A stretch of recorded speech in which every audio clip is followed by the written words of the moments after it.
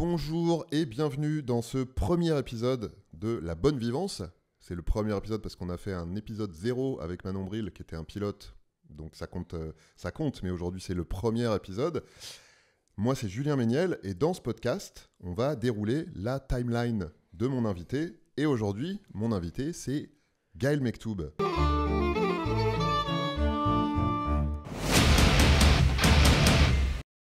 Bonjour. Donc Gaël Mektoub, créateur de contenu, C'est en direct? streamer, c'est en live. Hein. Ah. Streamer, disc jockey, patron de presse avec Loud, plein de choses, un artiste multicasquette finalement, polymorphe. Je te regarde toi? Comment ou la tu me caméra? regardes moi? Non, c'est un entretien, on discute. Ok. Comment ça va, mon gaga, mon gagou, mon gougoute? Comment ça va? Écoute, ça va. Écoute, ça va très très bien. Je suis ravi d'être là. Non, je te regarde toi. Ouais, J'aime oui. bien regarder, mais j'aime bien regarder les. C'est pour ça. J'ai l'habitude de 10 minutes à perdre. Donc tu vas bien?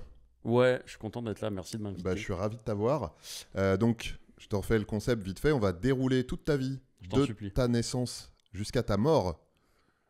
Donc des choses qui ne sont pas encore arrivées car tu es vivant actuellement. Faut pas que je meure avant la diffusion du podcast. Non, normalement, c'est juste tout à la fin. Juste à la fin du podcast.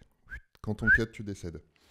On va parler santé mentale, santé physique, santé sexuelle. On va parler de tout ça, mais sans en avoir l'air. L'idée, c'est qu'on discute un peu à bâton rompu. Et si les gens trouvent des petites pépites, des petits tips à retirer de ton expérience, de ta longue expérience de la vie, eh ben, tant mieux pour eux. Toi, la pépite. Est-ce que ça te va? Le concept te va? Ça me va très bien. Je suis ravi d'être là. Je t'ai demandé de m'amener des petites photos. Oula. Oui. Parce que tout ça, ça va être autour de photos de toi aux différentes étapes de ta vie qu'on va traverser. On va commencer tout de suite par ta naissance. Est-ce que tu as une photo de toi bébé à me montrer? J'ai pas vraiment des photos récentes. Hein.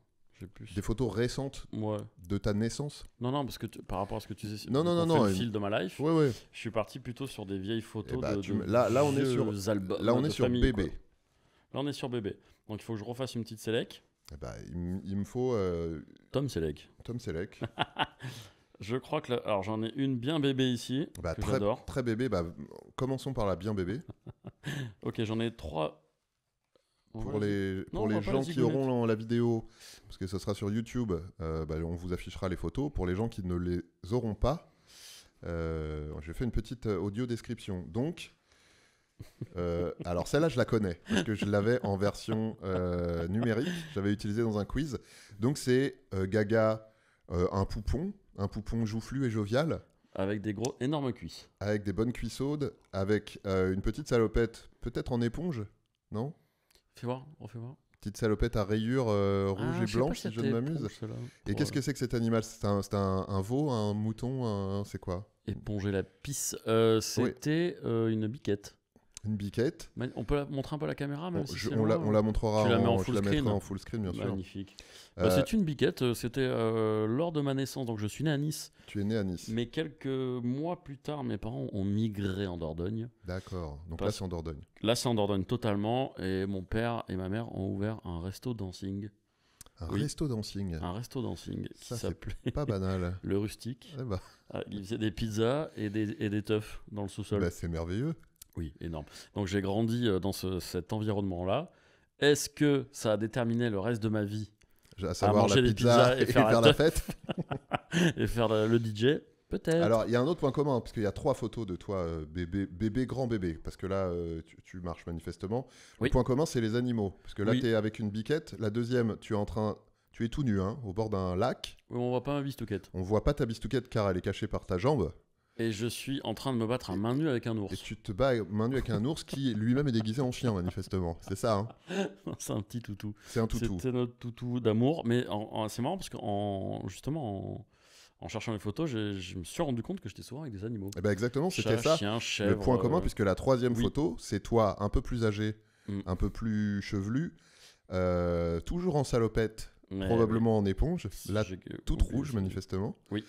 On sent que tu as un peu fondu, hein, je pense que c'est le fait de marcher. J'ai poussé à la salle. Ouais. Et tu portes dans tes bras un chat qui a l'air bien sympa de se laisser porter comme ça, parce qu'on ne porte pas un chat comme ça. On ne porte pas un chat comme ça, c'est de la violence animale, désolé. Et c'est un chat mort, surtout. Non. Je venais de le trouver sur la route. Non, c'est vrai? Non. Alors, la mort c'est après. Là, on est à la naissance, Gaga. Écoute, Mais il y a un pattern animaux. Tu fais bien il de y a le un pattern, remarquer. il y a un pattern et, animalier. et j'adore les animaux et je soutiens la SPA.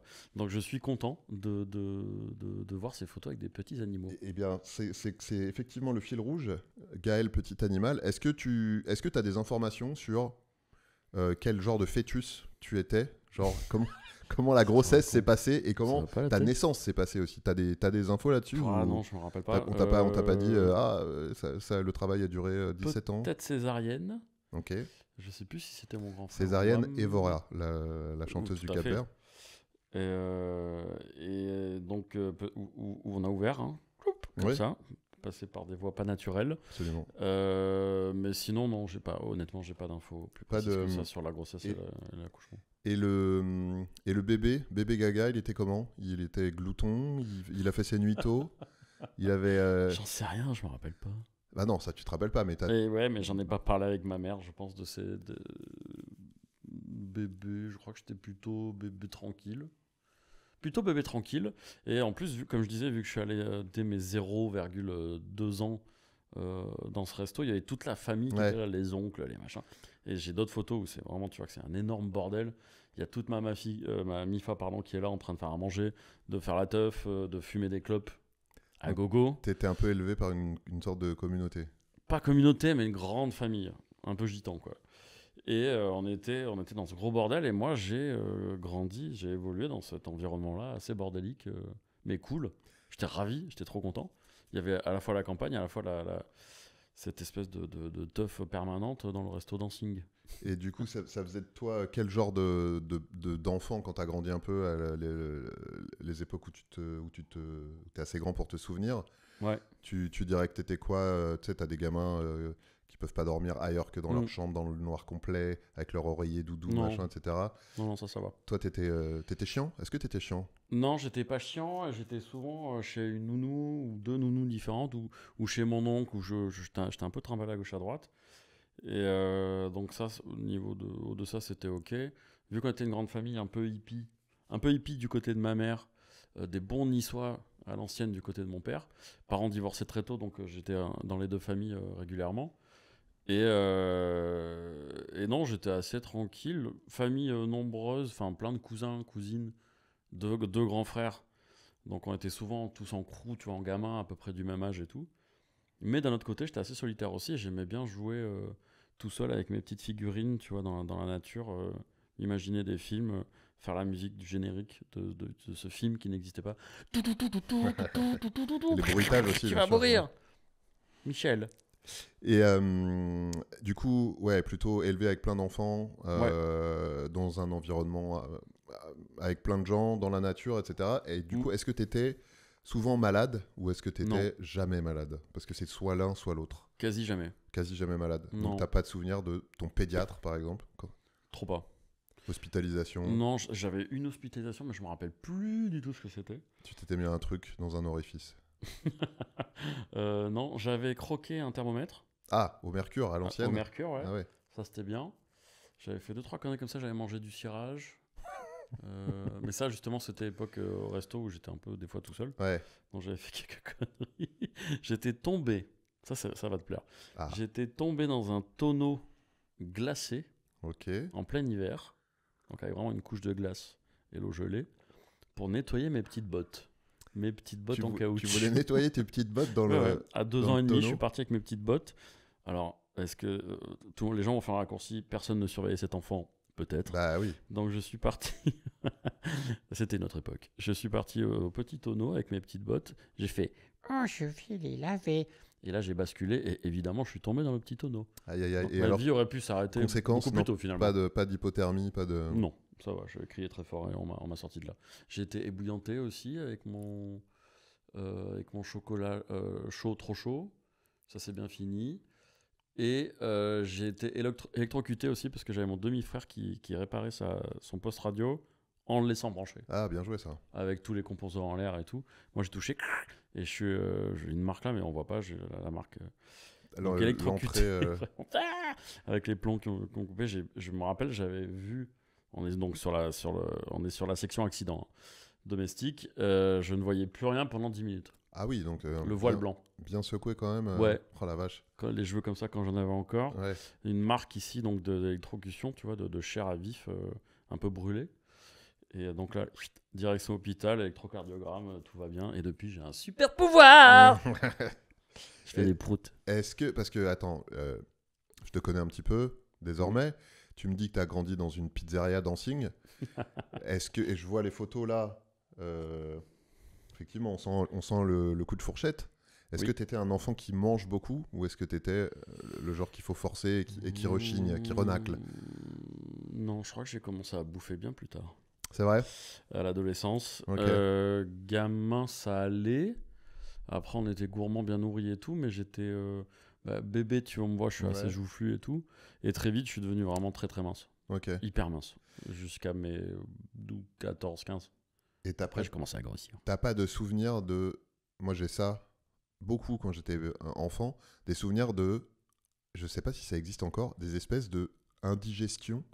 C'est-à-dire que tu bouffes trop. Tu bouffes tellement que t'es malade à crever. Oui, ça m'est arrivé. Des anniversaires, des gâteaux, des repas de Noël ou des trucs comme ça où tu sais pas t'arrêter. Ouais, oui, ça. Bien sûr. Bien sûr, ça m'est arrivé. Mais pas tant que ça. Mais pas tant que ça. Toi, t'étais plutôt un dur à cuire. Élevé en plein air avec les biquettes et les ours. Et les tonneaux glacés. Et les dangers de la nature. Et est-ce que tu te rappelles de ta première rentrée à l'école? Pas vraiment, parce que c'était une époque du coup, quand mes parents divorçaient, on a déménagé peut-être 4-5 fois d'affilée avec ma mère. Ma mère nous a récupérés, mes deux frangins et moi. Donc maman solo, avec 3 gaillards qui se tapaient 2-3 jobs différents, des jobs de merde. Ouais. Donc c'était un peu complicado. Et elle a déménagé une fois, 2 fois, 3 fois pour se retrouver finalement dans le sud, à côté de Nice, entre Nice et Monaco, quoi, un petit village. On avait une espèce d'appart un peu nul. En tôle, pas de salle de bain, c'était un peu roots, quoi. Je fais pas ça pour faire pleurer dans les chaumières, si, quand même, c'est la réalité. Ouais. Mais j'adorais cet appart parce qu'on avait un grand jardin et surtout on était à 1 minute à pied de la mer. Donc what the fuck, tu vois, d'un côté c'était un peu vétuste quand même, mais de l'autre c'était trop bien, on était à côté de la plage et on avait un jardin, ce qui était pas mal pour faire les goûters d'anniversaire. Et après, il y a eu un petit HLM qui s'est construit dans ce village, parce que tu as une obligation de faire des logements sociaux un pourcentage, dans chaque municipalité de France. Et donc, on s'est directement orienté vers cet appartement où j'ai fait mes 20 ans de life, quoi. À partir de là, ça allait mieux. J'ai oublié ta question. Ma question, c'était, t'es rentré à l'école. C'est bon. C'est pour ça que j'ai digressé. Merci. En fait, je me rappelle être en maternelle à Contes, qui est une petite ville au-dessus de Nice, dans la hauteur de Nice. Voilà. Très mignon. Il y a ma cousine qui vit là-bas encore, avec mon chien Stéphane. Ah, Stéphane. Il est parti chez ma cousine à Contes. On l'embrasse. On l'embrasse évidemment. Et donc je me rappelle être dans la récré. Je me rappelle jouer aux billes. Gagner aux billes. Et gagner une voiture. Gagner une petite voiture. Tu sais, je sais pas comment ça s'appelait, les Hot Wheels. Ah, les Hot Wheels, ouais, bien sûr. Je joue aux billes, je gagne aux billes et je repars avec une voiture chez moi. Incroyable. Quand t'as 4 ans et demi, c'est juste la folie. C'est le début du capitalisme, en fait, tout simplement. Ou de mon addiction pour le poker. et je suis trop content. Et après, cut, vu que je suis quand même assez petit, là, on va dans le village que j'évoquais tout à l'heure, Cap d'Aille, pour ceux qui ont envie de... Cap d'Aille, D'-A-I-L. Pas le Cap d'Agde où il y a les tout nus. Et là, oui, récré, maternelle aussi. Et après primaire, et j'ai fait toute ma primaire dans cette école. T'étais quel genre T'étais le genre à avoir plein de potes? Ou t'étais le genre... en primaire, ouais. À l'école et en dehors, t'avais une bande de potes, tu faisais des... C'était un peu bizarre parce que déjà en primaire, j'étais avec plein de potes. J'avais commencé à faire du foot assez tôt, j'en ai fait pendant 7-8 ans. Et j'avais certains qui étaient à l'école et qui étaient avec moi au club. Et j'avais plein de potes. Très vite, j'ai commencé à déconner fort. Vraiment à m'entrer dans le bureau du directeur et tout. Mais paradoxalement, en CM2, j'étais premier de la classe. Ah oui, mais ça, c'est... trop bizarre. Pareil, la même tu vois. Et mais vraiment des grosses conneries et tout, punies au coin. Bagarre, des karaté bagarres ou pas? Un peu, ça a commencé karaté bagarre. Des bagarres. Mais bizarrement, premier de la classe en CM2. Chelou, hein? peux pas te dire chelou, j'ai le même. Alors moi, c'est arrivé plutôt à partir de un peu plus tard, mais pareil, j'étais premier de la classe et un peu voilà le truc félicitations et avertissement conduite en même temps, tu sais. Je savais pas si t'avais le droit de mettre les deux. Moi, j'ai sombré totalement au collège. Peut-être je vais trop vite, ça c'est une question qui vient après, mais oui. Collège, je foutais plus rien, je faisais que la déconnade. Alors peut-être que tu as des photos de toi enfant, parce que là j'ai bébé, mais la période dont on parle, n'hésite pas à tout moment à m'interrompre et à me montrer des... là, je suis un petit peu plus grand. Donc là effectivement, on est primaire, y a plus... Là, on sent déjà on sent la bagarre. Pour vous décrire, c'est un chapeau mi-Zorro, mi-shérif. Parce qu'il y a une étoile de shérif dessus et c'est un chapeau noir. Et il tient quand même un gun, un fier gun à la main, mais qui n'est pas tellement un gun de cow-boy. Hein. C'est un gun, c'est un vrai pistolet. C'est un magnum, un vrai flingue chargé. Regarde la taille de celui-là. Oh la vache, ah oui, d'accord. Oui, on revient un petit peu en arrière, je suis un peu plus petit. Plus d'animaux. Non, flingue. Plus d'animaux, mais des guns. C'est le cycle gun. C'est ta période MAGA, là. C'est ta période... Non, mais d'ailleurs, il a une casquette rouge avec... Et Make American. Mais regarde la taille du flingue. Make Gaga Great Again. Je pense que c'est un vrai pistolet l'autre. Alors tu sais, à plomb ou un truc où... Tu sais à quoi ça me fait penser moi? Soit un pistolet à amorce. Ouais. Les pistolets dans lesquels tu mettais les serpentins rouges et t'appuyais, ça faisait clac clac clac. Soit un pistolet de console de jeu vidéo. Non, je crois que c'était un vrai. J'ai encore des photos de moi animaux. Parce toi, quand t'étais un animal? Non, avec, mais ça c'était mon premier chien. Donc, par contre, si je peux me permettre, sur cette photo-là, il y a effectivement un énorme gun. Énorme. Mais toujours une petite salopette. Parce que celle-là a l'air peut-être en laine, avec un chandail, un gilet assorti. Je choisissais pas. En fait, j'ai beaucoup de photos de cette période. Hein. Et donc là, de nouveau des animaux, effectivement. Et alors là, là, on est sur, capillairement parlant, peut-être ta période, ton âge d'or, peut-être. Non, l'âge d'or, il est là. Il est après, parce que là grosse moumoute bouclée, blond vénitien. Regarde comme j'étais heureux sur ça. Et là, il y a quoi? Alors, j'arrive pas à voir. Je vois qu'il y a un chien, c'est sûr. Le reste, je sais pas si c'est la peau de bête du canapé ou si il y a des morceaux d'animaux. Ça, c'est un chat ou c'est le canapé? Ah oui, non, peau de bête. Peau de bête à l'ancienne, ouais. Ah oui, oh là là, ouais, effectivement. Là, là on voit la bagarre, là. On commence à voir les... Fais voir, c'est laquelle la bagarre? Bras, c'est celle avec le polo de rugby et le pantacourt. Mais ses cheveux frisés. Et une afro niçoise. Ouais. C'est quelque chose. Mais... Donc là, on sent un petit air effronté aussi. Là, on sent le petit... On sent que ça se met un peu des peignets à la récré, non? Donc, suite à l'électrocution. Énorme. Ah, le super pouvoir suite à l'électrocution. Ce qui me fume de rire avec cette photo, je l'avais postée sur mes réseaux, celle-là. C'est celle-là que tu veux refaire? Non, c'est celle que j'ai dans les mains, qui est la master photo, c'est celle-ci. Okay. Donc là, pour vous décrire, c'est pour les gens qui ne l'ont pas, c'est une photo de Gaga déguisée en Spider-Man. Fabriquée par ma mère. Voilà, c'est ce que j'allais dire. On sent le truc fait maison, mais de fort belle facture. Hein. Ouais, il est vraiment nul. Mais il me fait trop rire. Costume de Spider-Man de pauvre, hein, c'est comme ça qu'on dit. Moi, c'était... on était très pauvres. Un peu le même truc. Et dans une petite position... Alors, j'ai pas vu tous les Spider-Man, mais je sais pas si c'est... Il prend exactement celle-là avant de sauter sur un immeuble. Oui. Pour moi, on est plus sur une posture de grenouille. De strip club. Voilà. Ouais, dis donc, calme-toi, je suis enfant. T'es en train de t'es en train de te frotter. Oui, bon, peut-être. Et alors, la masterclass? Maintenant, c'est la masterclass.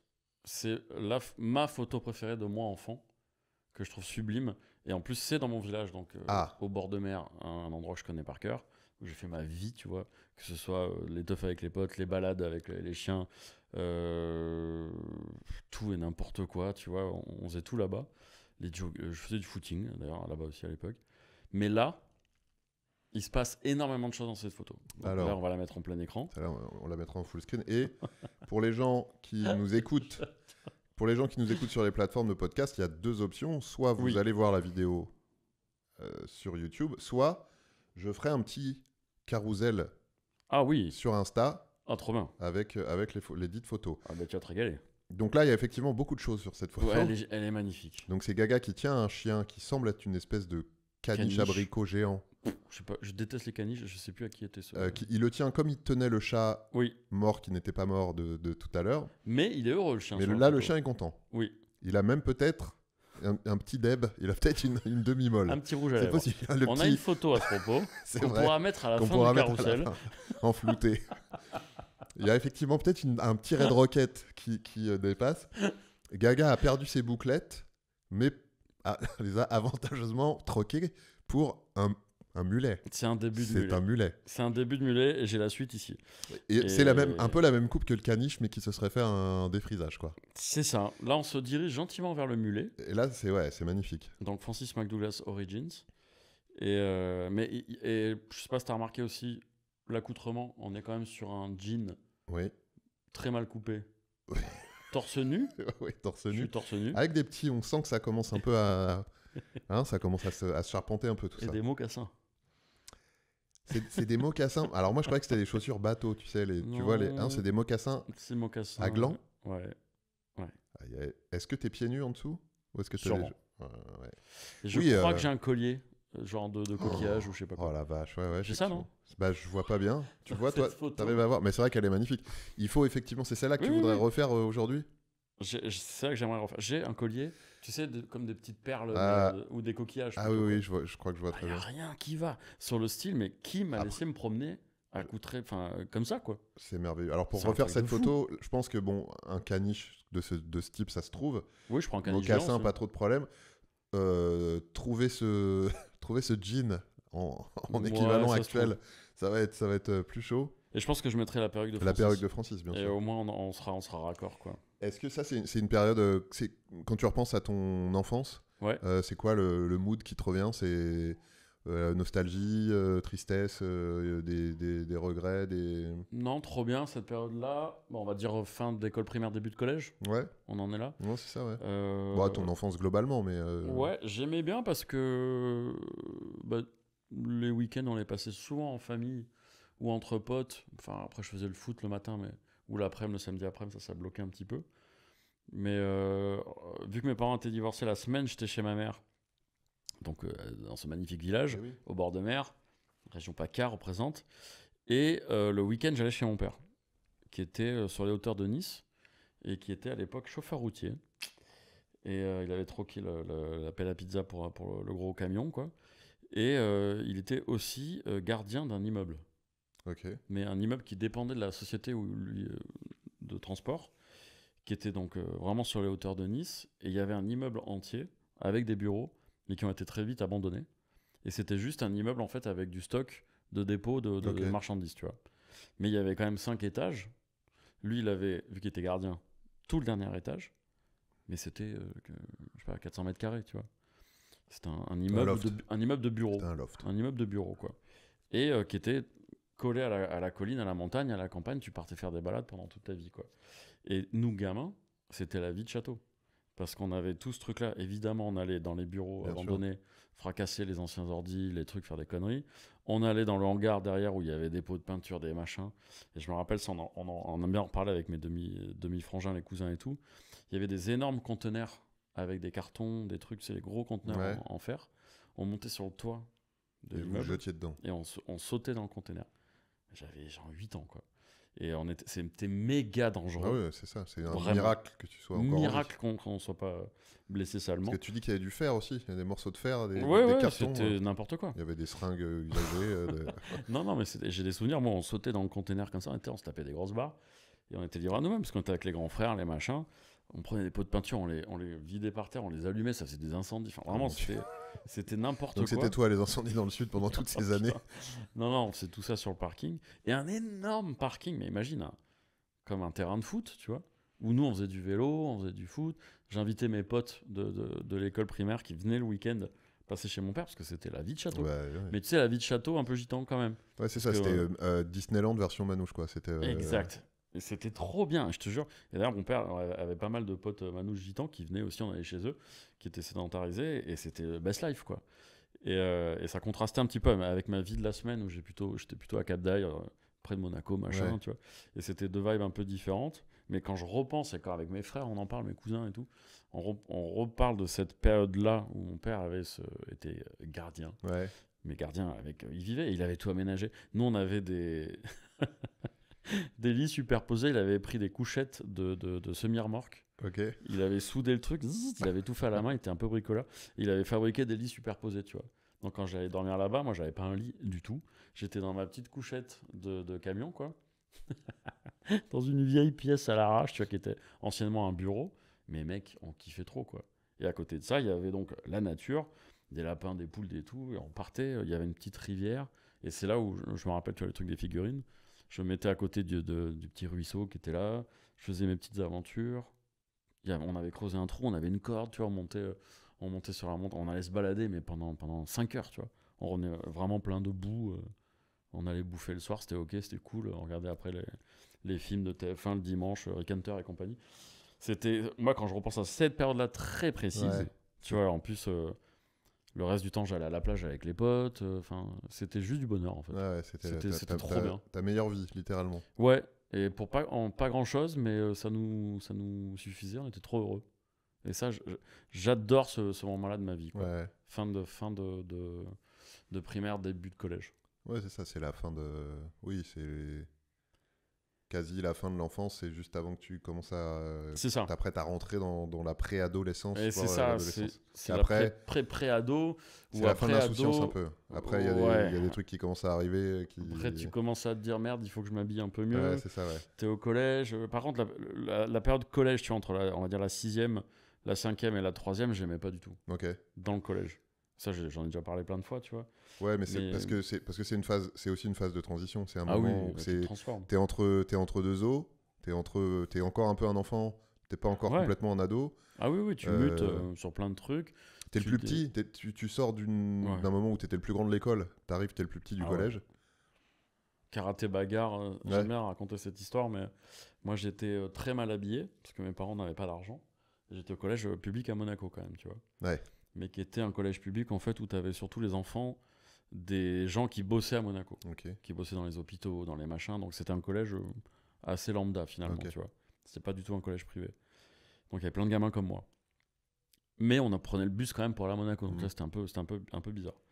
Et moi j'étais giga mal habillé. Alors, vraiment j'avais des fringues de Auchan, tu vois, de la marque, enfin même pas de marque, des vieilles baskets qui n'existaient pas, qui se décollaient au bout de 2 semaines, pantalon en velours, cartable d'enfant, tu vois.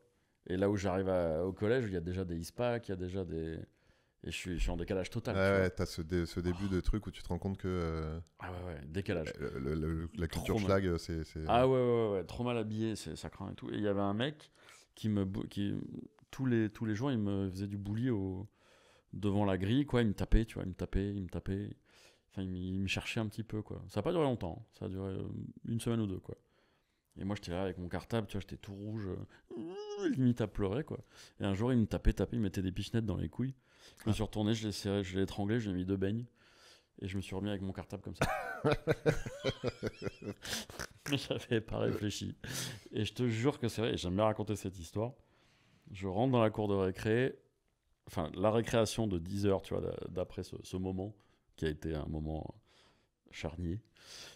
Charnière peut-être. Ouais. Charnier, c'est charnier. Bam, j'ai vraiment tout tu l'as tapé. Enterré après. Ouais, c'était charnière, pardon. Une bascule dans ma carrière de collégien. Il y a vraiment les gars un peu chauds, tu vois, qui sont venus me voir. Ils me disent, ouais, il paraît que t'as tapé Stéphane, machin. C'est cool et tout. Je suis ouais, bah, il me chauffait. Et à partir de là, mec, tranquille. Bascule. Bah oui. J'ai eu le respect total. J'ai eu mes premières chaussures un peu stylées, c'était des Adidas. Torsion. Je vois très bien. Je vois. Une espèce d'erreur de stratégie d'Adidas qui voulait contrer Nike Air et qui avait mis une espèce de barre en plein milieu de la semelle. Nul à chier. C'était nul. C'était vraiment une erreur. Une catastrophe industrielle, on peut appeler même. Mais après, j'ai eu mes Nike Air et tout. Et tu sais, je me rappelle de ma première paire de Nike. C'était des trucs. Et vu que c'était assez cher pour mes parents, bah, c'était un peu. Voilà, c'était un truc. Oui, c'était important. Ouais. Et donc, un peu mieux fringué, un peu plus confiance en moi. Donc, après. Ça allait et j'ai fait partie des gros déconneurs au collège. T'es devenu un cool. Un cool kid. Ouais. L'adolescence, c'est aussi la période de la puberté. Oui. Est-ce que tu te souviens déjà le côté poil au zizi, machin, etc. Est-ce que c'est un truc que tu t'as attendu? Genre, t'avais hâte que ça vienne ou t'avais pas forcément envie que ça arrive tout de suite? Tu disais, je préfère rester un peu un gamin tant que je peux. C'est notre rôle à nous, ça? C'est notre rôle à nous. T'en veux un petit peu? Allez. J'ai plusieurs histoires comme ça, Allez. de souvenirs précis. Je me rappelle, vu que j'avais des grands frères, Ouais. j'avais vu les kikettes aux grands frères qui étaient poilus et tout, quand ils sortaient de la douche. Qui devenaient grosses et tout. Et je m'étais dit, oh putain, carrément, la kikette et tout. La kikette, énorme kikette. Qu'est-ce que c'est que Qu'est-ce que c'est que ces poils et tout? Mais tu vois, on faisait pas trop gaffe. Après, on était au foot, on prenait la douche, tous ensemble. Ouais, bien sûr. Et il y avait Tout nu de... Ouais. Tu sais que c'est fini, ça. Ah, C'est fini. Maintenant, les enfants ils gardent se douchent en slip. Ok, bon, très bien. Voilà, c'est un petit truc que je vous donne comme ça. Bah, c'est très bien, pas plus mal, quoi. Et nous, on était donc à l'ancienne, années 80, Ouais. à poil, tous en train de prendre la douche. Et il y avait un de nous, de l'équipe, tu vois, qui avait le même âge que nous, Ouais. mais qui avait v'là les poils au niveau du kiki et v'là la grosse tub. Ouais. Quoi. Et nous, on était là, tu vois, on faisait... et on faisait tous... Putain, mais pourquoi il a des poils et une grosse tub, lui? Qu'est-ce qu'il est arrivé à sa kékette? C'est pas possible. Il était en avance, tu vois, morphologiquement sur nous. Ouais. Et on en parlait entre nous, tu vois. On disait, putain, mais t'as vu, il y a une vraie tub, quoi. Ouais. On avait les petites tub coquillettes. avec les petites noix de cajou, là. Les petits... On avait les petites noix de cajou Surtout sans après- poils, mais on était petits, Surtout tu vois. après le foot, un peu, l'hiver, c'est... Ah oui, ça se rétracte. Mais c'est trop marrant quand tu y repenses, tu vois, parce que c'est... Et je pense que 6 mois après, ça y est, c'était parti. Tout le monde était... T'avais les poils qui arrivaient, et ça, ouais. c'était vraiment la période de transition. Et toi, c'est pas un truc que t'attendais? T'avais pas hâte? Non, je m'en foutais. Ah ouais. Pareil avec les premiers poils de moustache, Ouais. les poils sous les bras. Non, je m'en foutais. Moi, j'étais hyper insouciant. T'étais content avec ce que t'avais pas de... Ouais. Tu prends les trucs au fur et à mesure. J'avais d'autres priorités. Ok. Après, j'ai une anecdote sur la masturbation. Ah bah ouais, je t'en supplie. Je sais pas si c'est Attends, une mais question qui alors, arrive après. on va y arriver après. Juste, est-ce que tu te souviens du coup quand c'est arrivé la puberté, toi t'étais suffisamment éduqué sur le truc, t'as compris ce qui t'arrivait, le fait, Ouais. je sais pas, tu sais, des fois ça commence pas pareil chez tout le monde. T'en as, t'as un nichon qui commence un peu à gonfler, pas l'autre. Ouais, c'est Des bizarre. fois, t'as des poils qui poussent à des endroits, pas à d'autres. La machin voix, et tout. la voix Des qui fois, mue. tu te réveilles, Ouais. là on parle pour les garçons parce qu'on est des garçons, mais tu te réveilles, ton lit est trempé, tu comprends pas parce que t'as pas pissé, en fait t'as eu ce qu'on appelle une pollution nocturne, donc t'as spermé dans ton lit. Ouais, ça j'en faisais Toi, plein. tu savais comment ça allait se présenter la puberté, donc t'as pas été surpris. Des spermages de lit, j'en ai fait plein. Ah bah tiens, Ça faisait alors laisse trop tomber rire. les cartes de France. Les cartes de France, ouais. Mais c'était un truc qui me paniquait un petit peu au début. Parce que je me disais, putain, mais si je dors chez un pote ou tu vois, en classe verte, Ouais. machin, compliqué quand même. À Bah cacher, oui. quoi. Et j'en avais eu. Bah, après, du coup, c'était après les premières masturbations. Mais.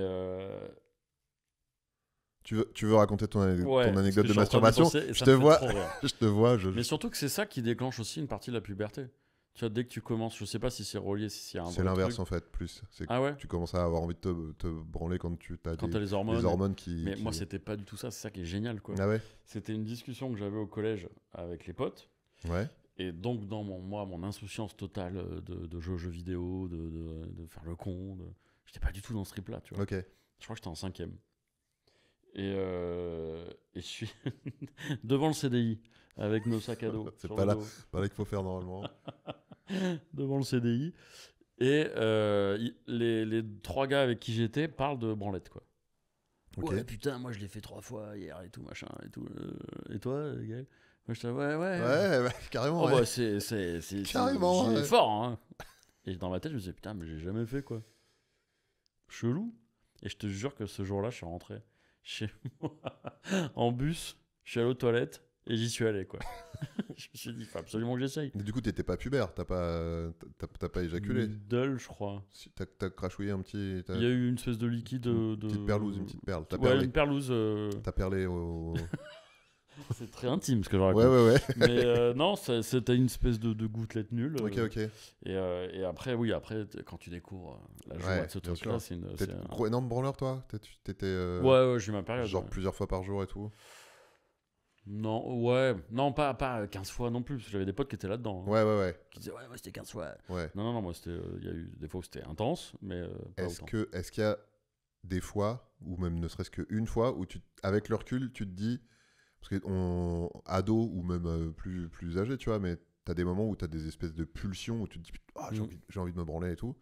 Et des fois, avec le recul, tu te dis bah peut-être qu'à ce moment-là, c'était pas ok de se branler, tu vois. Je sais pas si ça t'arrive, par exemple, dans un mariage et tu vas te planquer dans un coin pour te pignoler ou je sais pas, dans les vestiaires du foot ou je sais pas quoi. Non, j'osais pas trop le faire ça.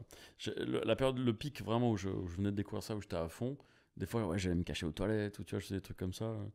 Mais j'étais pas. Non, j'avais un peu peur. Tu vois, de me faire... T'étais team. Parce que chacun a un peu c'est un truc que j'ai appris après. Ouais. Moi, pour moi, par exemple, c'était la salle de bain. Il n'y avait rien d'autre. C'était sous la douche.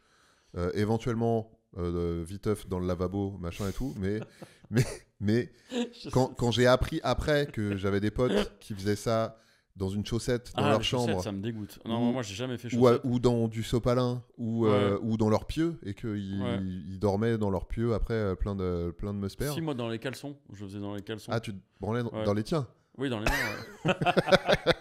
Dans les miens, et après je les cachais, j'essayais de les rincer un peu avant de les mettre à la machine. À la machine. C'est pour pas que ça fasse une espèce de croûte qui tient droit tout seul.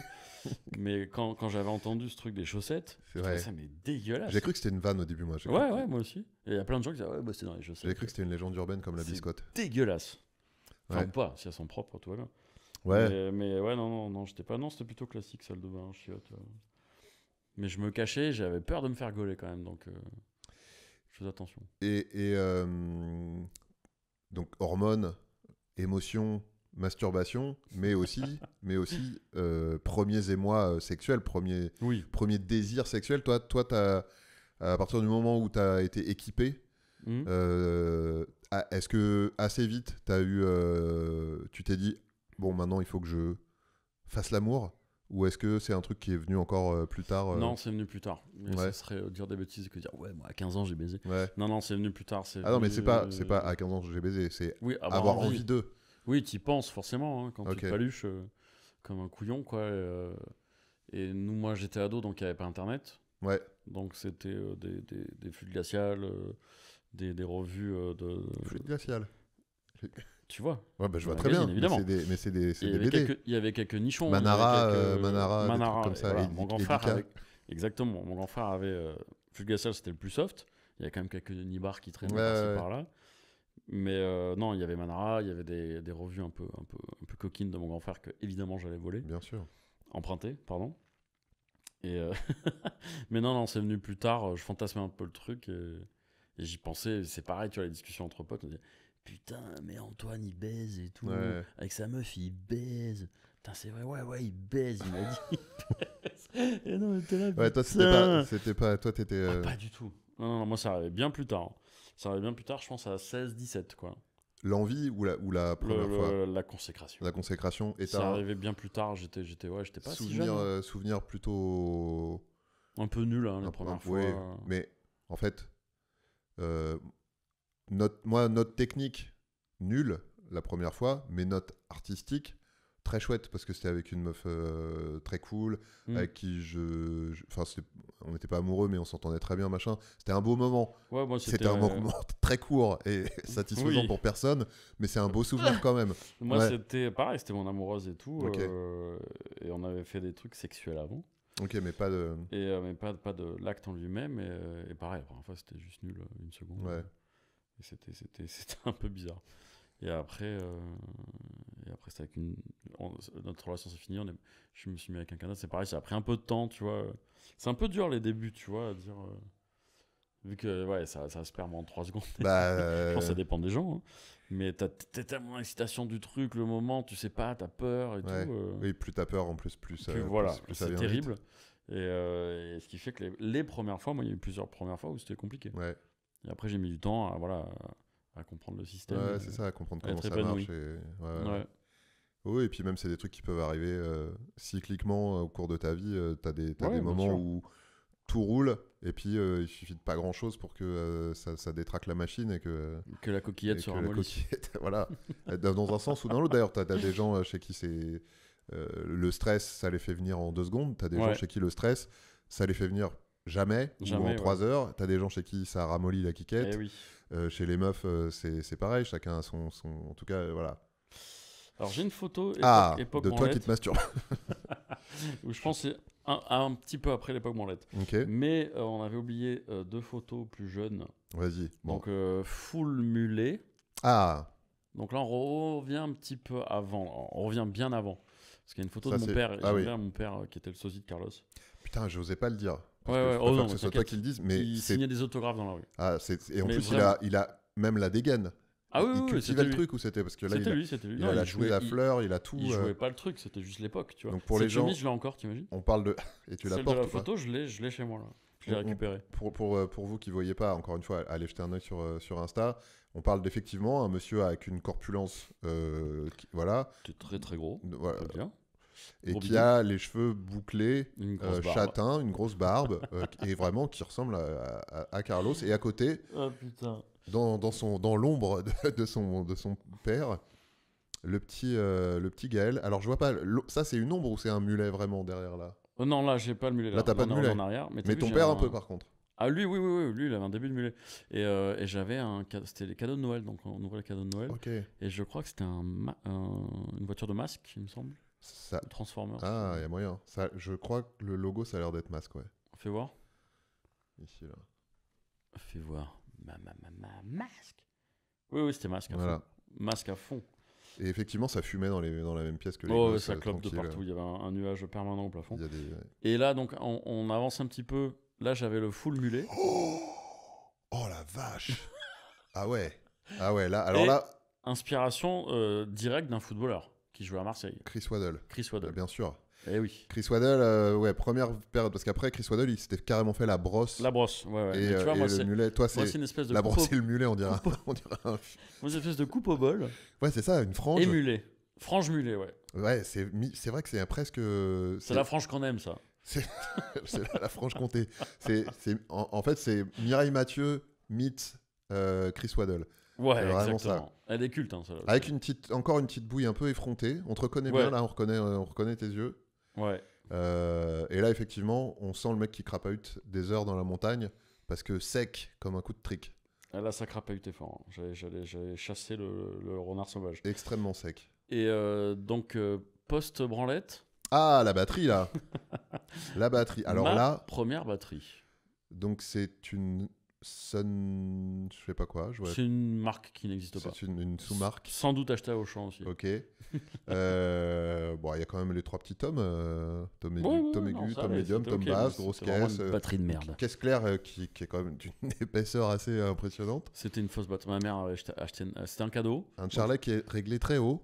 Oui, ça je connaissais pas. C'était une Thunder, la batterie. Ouais, c'est ok. Thunder, et Rouge. c'était vraiment une marque qui n'existait pas. C'était Et une là, catastrophe. on sent que peut-être tu as déjà taché un peu tes draps.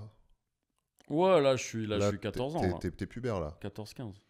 Là, je t'aurais pas reconnu. On a une petite. Donc le mulet, c'est Le mulet a disparu. un vieux souvenir. Époque révolue. Petit trait au milieu. Mm. Petite chemise à carreaux. Il y a le côté grunge un peu, tu vois. Un peu, c'est ça. Il y a le côté grunge, on est dans les années 90, quoi, mi-90. Voilà, ça grunge fort. Et donc là, la musique. Ouais, là c'est parti là. Et je n'ai plus de photos. Bah écoute, c'est pas un souci. On mettra la photo du rouge à lèvres. Absolument, du lipstick. Je l'ai déjà mis sur Insta, je crois bien, celle-là, je suis pas sûr. Elle est merveilleuse. Et en plus, il s'était passé plein de choses ce soir-là. Fin de soirée du C'est vrai. Capfest. Oh là là, oui, On a oui. beaucoup rigolé. Et notamment, il y avait un chien dans la Il y maison avait où un on chien. dormait et que je caressais comme ça, qui était trop mignon. Et Julien prend la photo, on s'est rendu compte qu'il avait ça Ah oui, de Zizi qui était sorti qui était pendant sorti. que je le Oui, le chien aimait beaucoup, beaucoup Gaël. Mais parce que je suis l'ami des animaux. On l'a dit. On va peut-être terminer la partie adolescence avec deux trucs. Est-ce que toi, tu as eu l'impression de faire une crise d'adolescence? C'est une bonne question, ça.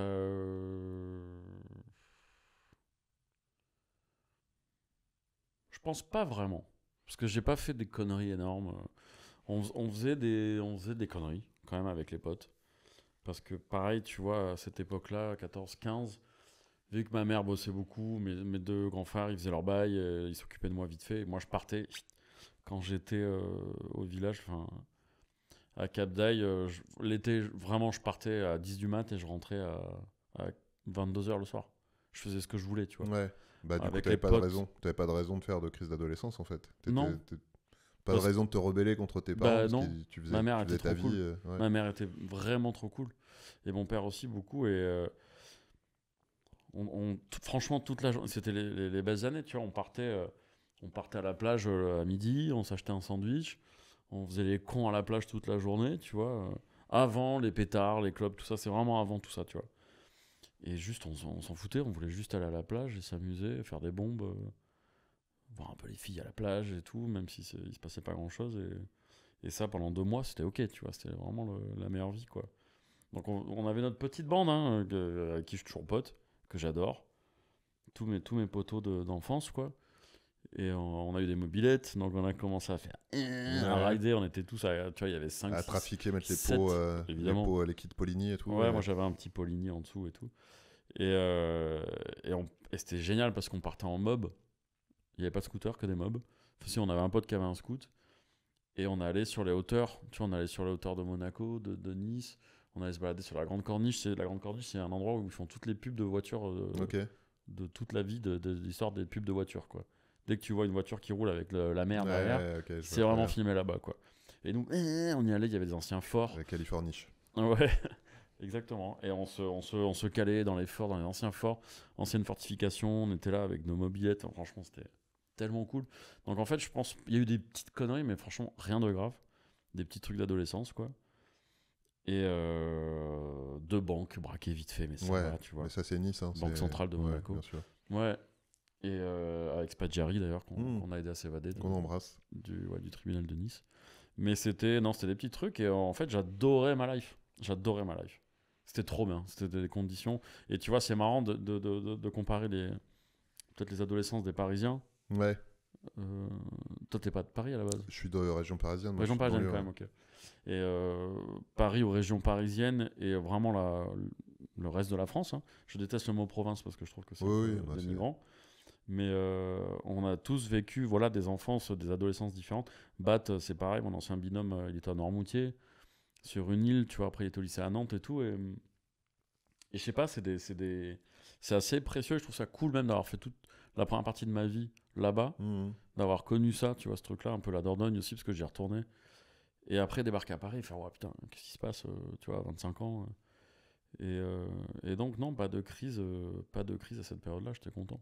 Et après, je commence à faire de la musique, avec les copains de Joe Lamouk et tout. On a commencé à faire des concerts. C'était un peu les restats du lycée et tout. Donc, c'était chouette, la transition. Ah, on est plutôt pas mal. Enfance cool, adolescence cool. Ouais, vraiment. Pour l'instant. Divorcé, donc des fois, il y avait des petites crises. Quand j'étais gamin, des fois, je pleurais quand je rentrais chez moi et tout.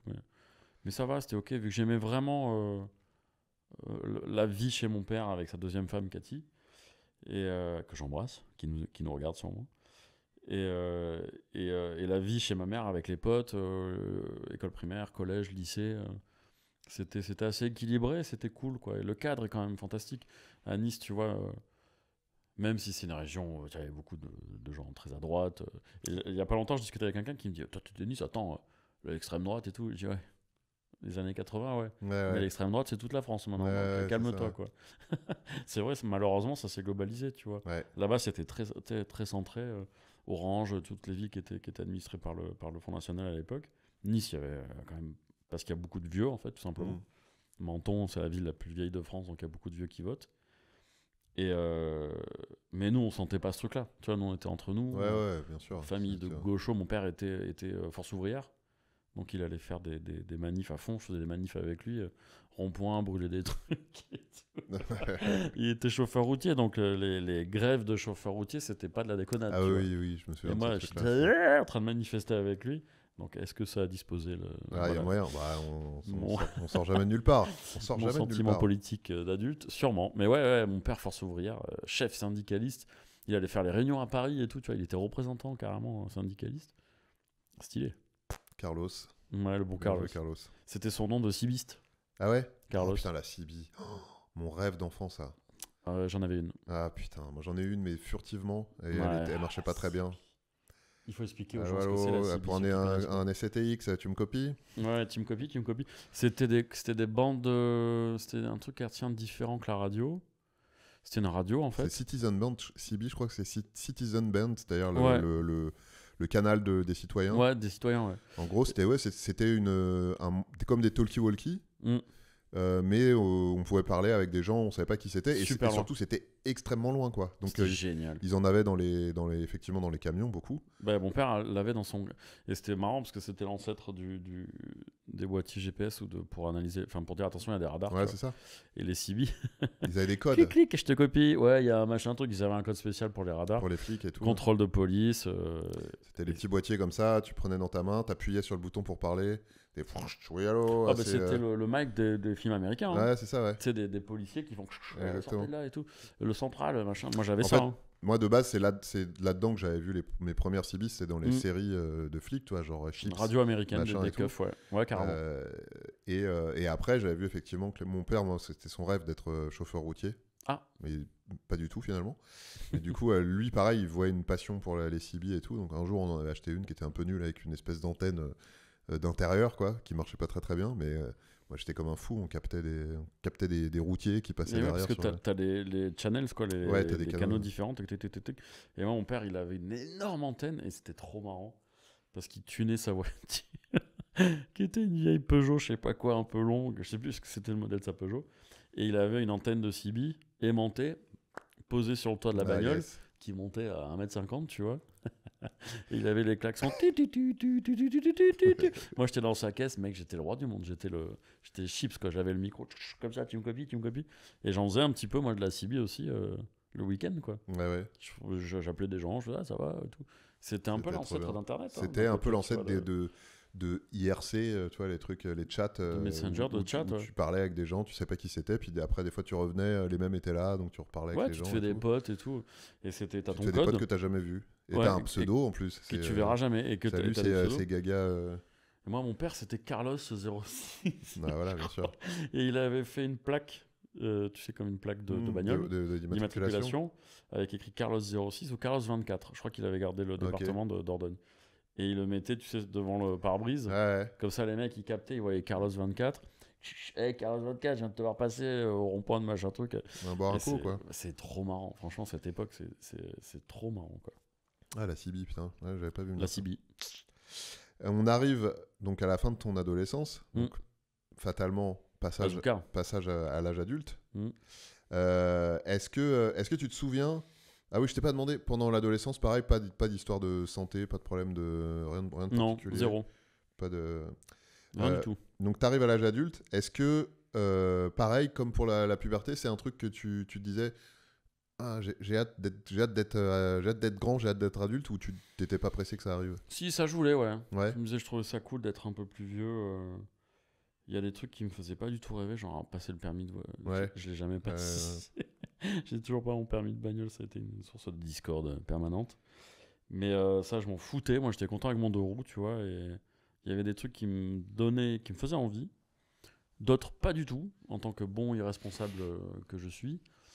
Mais par contre, c'est là où ça a dégringolé au niveau de la santé mentale. Ouais. Parce que j'ai eu une période, justement, à 20-21 ans, avec des crises d'angoisse. Ok. Mais énormes. Qui sont tombés dessus d'un coup. Et j'ai des petites allergies, tu vois. Quand il y a du pollen et tout, je respire un peu. Okay. J'ai du mal 2-3 fois par an, tu vois, dès qu'il y a trop de pollen. Et ça me prenait sur les poumons et ça me déclenchait une angoisse. Et pendant 6 mois, allez, quasi 1 an, j'étais pas bien du tout, quoi. Ok. Et je me voyais crever, je me voyais devenir fou. C'était compliqué. Les crises d'angoisse, t'as identifié que c'était ça tout de suite, ou au début tu sais pas ce qui t'arrivait? Au début, pas du tout. Et tu vois, j'aurais pu respirer, tu sais, oh j'ai crevé, machin, je vais à l'hôpital. Et le médecin me dit, mais ça va, vous respirez, tout va bien. Je fais, non, je vais crever. Et ça tombe, pour ceux qui ont déjà eu des crises d'angoisse, je sais pas si toi t'en as eu. Non. Mais non. Moi, non, pas du tout, mais j'ai eu plein d'autres choses, mais ça, j'ai pas eu. Crise d'angoisse, c'est terrible. C'est terrible. Et vraiment, ceux qui nous regardent, qui nous écoutent et qui sont passés par là ou qui passent par là, c'est vraiment compliqué parce que tu sais pas d'où ça vient, tu sais pas pourquoi ça vient, tu sais pas gérer le truc, tu sais pas comment... Et donc moi, au début, je pensais que c'était vraiment un truc pulmonaire, donc je vais voir le médecin, je fais des tests de respiration, machin truc. Allergie, on n'avait pas fait malheureusement. Je pense que c'était vraiment ça, tu vois. Avec le recul, j'ai mis des années à comprendre que c'était ça. Et c'était le pneumologue qui m'a dit, mais il est angoissé ce petit gars là. Tu vois, il avait dit ça vite fait. Donc lui, il avait capté. Parce qu'en plus, après, souvent c'est lié, quoi. Ouais. C'est un peu auto-entretenu. C'est exactement. Tu respires un peu mal parce que allergie ou parce que peu importe, machin. Clopé en plus à l'époque. Et puis t'angoisses, ça te fait stresser. Tu te dis, putain, je respire pas bien. Plus t'es angoissé, moins tu respires bien. Tu sais, tu respires vite, machin et tout. Et du coup, c'est. Mais tu vois, le serpent qui se mord. En fait, les crises d'angoisse, on a tendance à. Enfin, à l'époque, on avait tendance à c'était niveau santé mentale, il y avait du chemin. Hein. Ouais, clairement. Et, toujours, et du point de vue des potes de la famille, des médecins, des machins, ouais, bon, il fait ses crises d'angoisse, ça va, tu vois. Mais tu te vois crever, quoi. Ouais. Tu vois. C'est la gravité, tu vois, le seuil du truc, c'est ça. C'est que tu te vois crever. Il n'y a pas d'issue. Ouais, tu te dis, je pense que mourir, c'est ça, en fait. Moi, je l'ai expérimenté avec mes crises d'angoisse. Et mon accident de scooter. Allez. Mais ouais, c'était sans fin. Et puis ça monte comme une boule. Et ça te met une parano. Ça te met. Après, moi, je fumais beaucoup de pétards aussi à l'époque. Tu vois, j'avais pris un peu des champis, du LSD, des trucs. Ce qui est pas du tout bien, qui est facteur aggravant, tu vois. Et je sais que j'étais giga angoissé. Tu sais, des fois, je me mettais à trembler sur des trucs. J'avais du mal à regarder les gens dans les yeux. Tu sais, vraiment, c'est une période où c'était deep. Ouais. Et pas suivi, je suis allé voir une psy. Ouais. J'ai détesté la séance. Ok. Donc peut-être que j'étais trop anxieux ou peut-être que c'était pas la bonne personne, tu vois. J'ai fait non, vas-y, fuck. Et j'avais discuté avec ma tata Véro, que j'embrasse, qui nous regarde. Et je dis, ouais, là, les crises d'angoisse et tout. Parce que c'est elle qui m'avait amené à l'hôpital la première fois, tu vois. J'étais chez elle. Et je dis, putain, ça fait chier, ça vient comme ça. Et tu sais, j'avais du mal à en parler, même que ce soit aux potes. Tu sais, t'as du mal à en parler. Quand t'as 20 ans, c'est compliqué, quoi. De vraiment te dire, non, il faut que je me livre, il faut que je me mette à nu, j'explique mes problèmes et tout. Et ma tante, elle m'a dit, ouais, moi j'avais eu ça à 20 ans aussi. Je l'ai mis de côté, je dis, j'en veux pas, je veux pas de ça. Et c'est parti. Là, j'ai rien, je fais putain. Pas mal. Poum, révélation, quoi. Je dis, putain, t'es forte et tout. Il dit, oui, mais c'est pas grave, c'est dans la tête. Et j'ai commencé à travailler là-dessus tout seul, du coup, tu vois, pas du tout de thérapie, rien du tout. Commencer à me dire, ah ouais, d'accord, ok, donc en fait c'est rien, c'est dans la tête. Mais déjà pour comprendre ça, tout le cheminement, pour te dire, parce que c'est ton corps aussi qui parle. Hein. Ouais. Tu vois, tu somatises, hein. Il y en a qui font des plaques, il y en a qui ont du pu. C'est ton corps qui fait, électrochoc, quoi. Boum, on arrête, on coupe. Et on coupe, on te dit, tu vas mourir maintenant. Et je pense que tu vois, quand j'y repense, c'est un contexte, c'est justement le passage à l'âge adulte. Ouais. Tu dis, oh là là, c'est fini l'insouciance. Ouais. C'est fini les journées à la plage, machin. Non, maintenant, il va falloir soit faire des études, soit taffer, soit faire... c'est ça. Et ça, dans la tête, ça fait... Tu vois, caisse de résonance. Et moi, j'étais comme ça, trop pour moi. Et après, j'ai réussi à gérer. Ouais, t'as réussi à... Je l'ai enlevé, j'en ai plus jamais fait. Parce que tu disais que ça avait duré 6 mois, c'est ça ? Ouais, 6 mois, 1 an. Après, pic du truc. t'as réussi... Le truc, ça a disparu comme c'était venu. Et plus jamais. Et j'ai eu des périodes dans ma vie, après, des années plus tard, très stressantes, très compliquées, mais les crises d'angoisse ne revenaient pas. Okay. Je sentais que j'étais angoissé, pas bien triste, mélancolique ou machin. On a tous des problèmes dans la vie, tu vois, pas. Okay. Je sentais que j'étais angoissé, pas bien triste, mélancolique ou machin. On a tous des problèmes dans la vie, tu vois, des étapes à passer. Après, quand c'est fixé sur quelque chose que tu peux identifier, c'est différent. Voilà, aussi, tu comprends un peu mieux, puis tu comprends mieux ton corps et tout. Et je sentais que des fois, ça revenait. Toi, je sentais que ça faisait la boule qui monte et tout, la nuque et tout, machin. Et je fais non, basta. Je me suis dit à moi-même, on a réglé ce truc des crises d'angoisse, c'est coché, ciao. Mais tu sais, il y a des petits trucs qui m'ont aidé, mais c'était même. Je me rappelle, je regardais les Sopranos à l'époque. Okay. Et ça passait sur France 2. T'imagines à 1h du mat le jeudi. Donc c'était pas la mode des séries où maintenant on a toutes les séries tout partout, tout le temps. À l'époque, il fallait aller les chercher, quoi. Et c'était en VF en plus.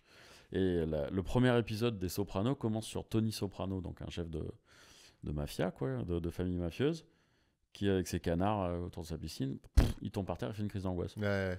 Et c'est débile, mais je me dis, bah putain, lui aussi en fait. Même lui.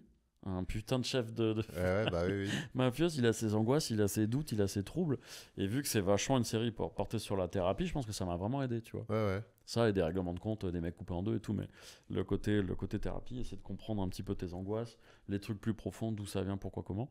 Et donc moi, je me raccrochais à ce que je pouvais, tu vois, pour essayer de Mais t'es expliquer mon cas. Mais t'es jamais retourné voir une psy Non. La première, là, Non. Ça m'avait, ouais. Maintenant, j'aimerais bien y aller maintenant. Tu vois, l'âge que j'ai pour expliquer d'autres trucs. Essayer d'avancer sur ça. Plus les crises d'angoisse, parce que ça, c'est réglé, c'est fini. Mais j'aimerais bien, ouais, maintenant, j'y pense là de plus en plus, d'essayer d'aller discuter pour avancer, quoi. Ok. Je suis très livré dans cette vidéo, oui. dans ce podcast. Si tu regrettes un truc, à tout moment, tu me dis, on met pas, y a pas de souci. Hein. J'en ai jamais parlé publiquement. Tu as du beurre du biscuit, à mettre sur ton. Tu as du beurre triple sel.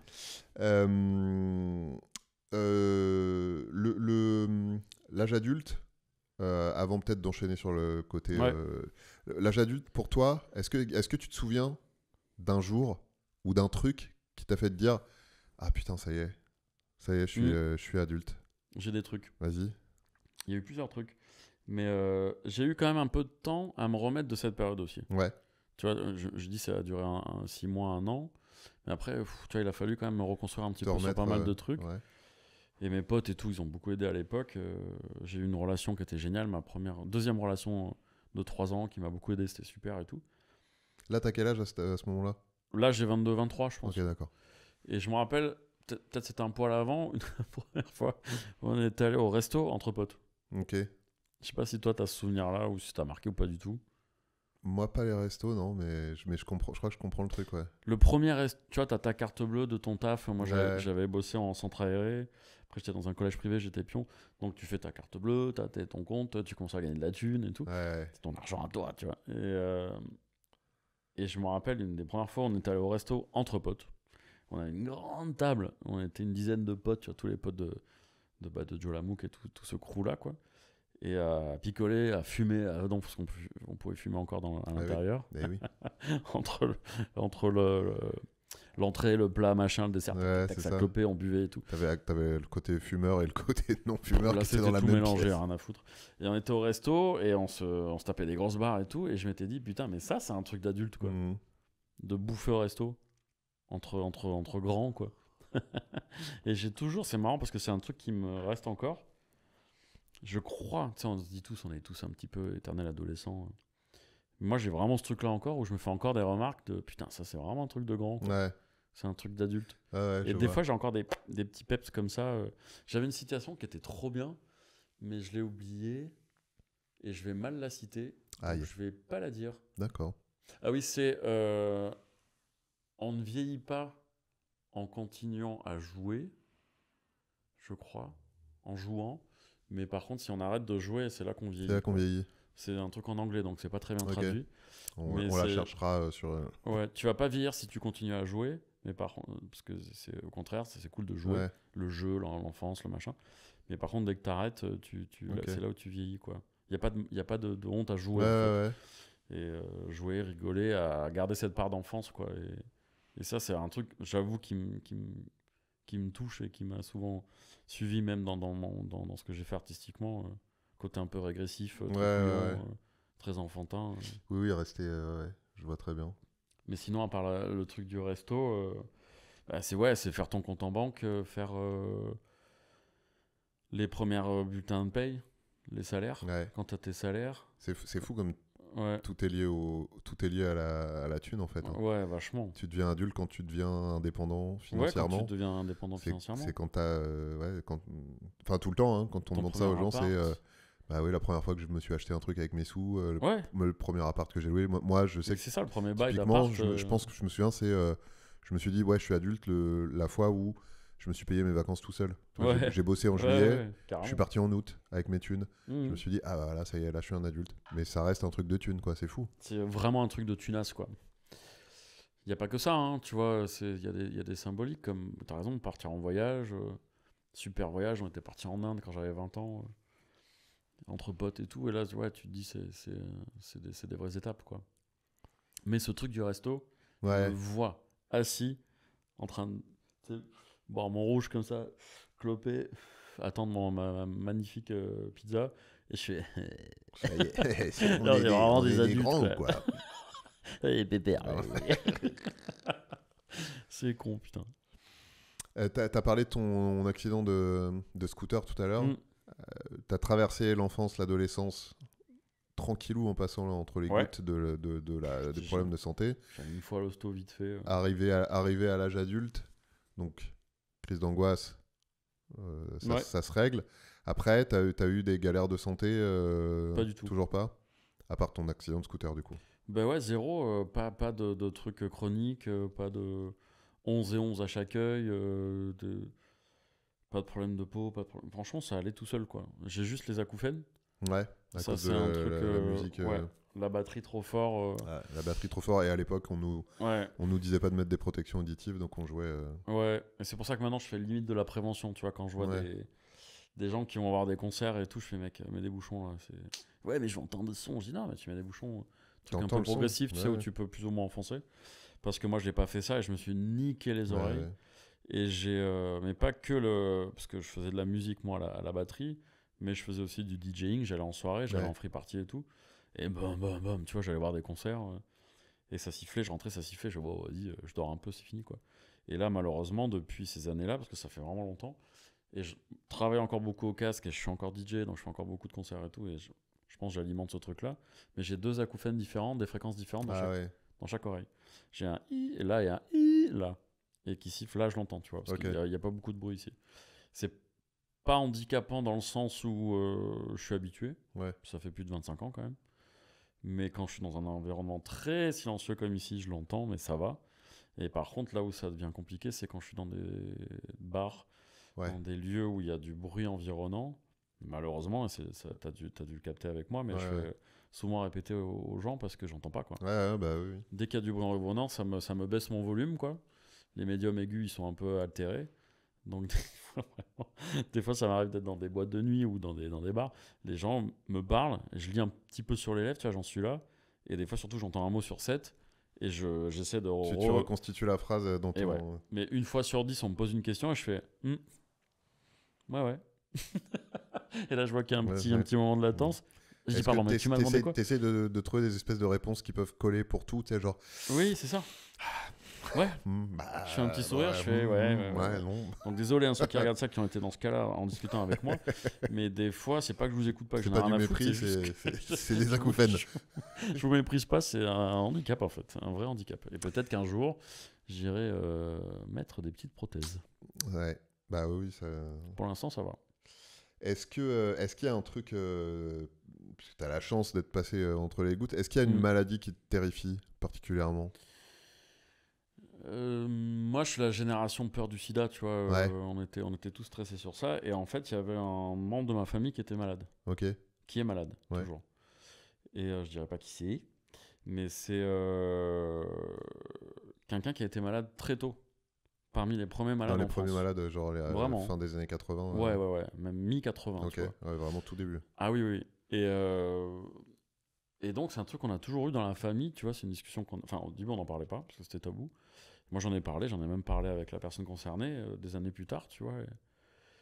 Et c'était fou, parce que nous, on avait le stress quand on était ado, et je pense que ça, même sur la partie sexuelle, ça fait peur à plein de monde. Ouais, bien sûr. Tu vois, moi, j'avais peur même avec les préservatifs. Tu vois, et de toute ma vie, j'ai toujours été stressé de ça, j'ai toujours mis tout le temps des préservatifs. Parce que j'avais cette histoire personnelle, moi. Je me disais, les gens ils disaient, non, mais ça va, le sida. Bah non, moi j'ai quelqu'un de ma famille qui est malade. Non, ça va pas. Ah, d'accord. Et comme quoi ça arrive.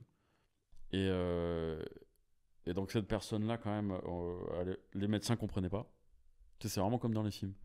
C'est les médecins, ils se disent, attendez, ils se mettent des masques, des trucs qui ferment le rideau. Attendez, ils appellent Paris au téléphone. On sait pas, le médecin dit, vous avez plus que 3 mois à vivre. Vraiment, il a dit ça. Là, vous avez 3 mois à vivre, donc faites ce qu'il faut. Putain.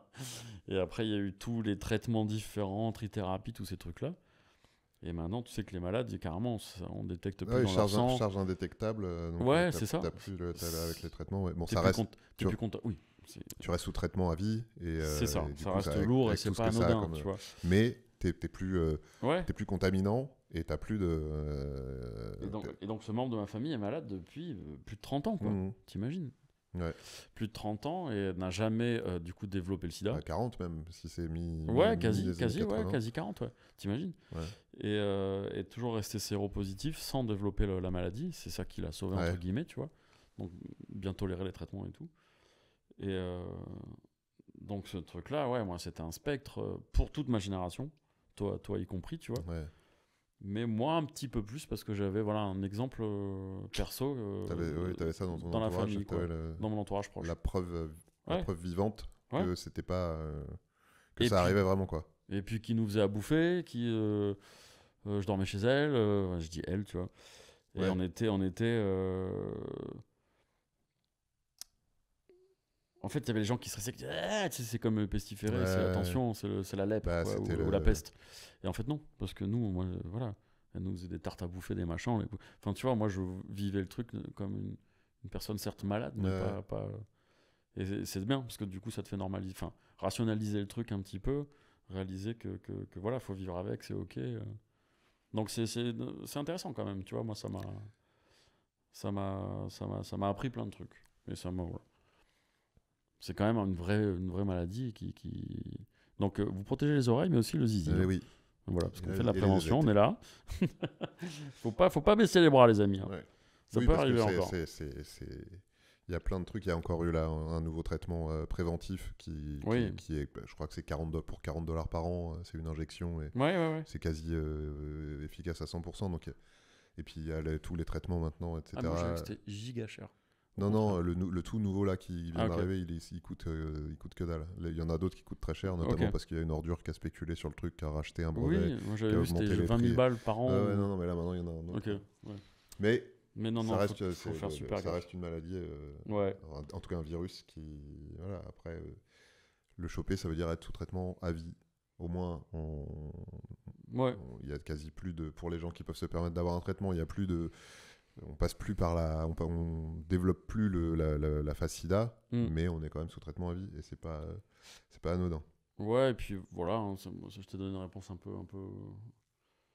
globale et facile, mais ça nous a tellement traumatisé, nous, notre génération. Et, ça a façonné notre rapport à la sexualité en plus. Ouais, de fou. Ouais. Il y a une petite insouciance en moins, quoi.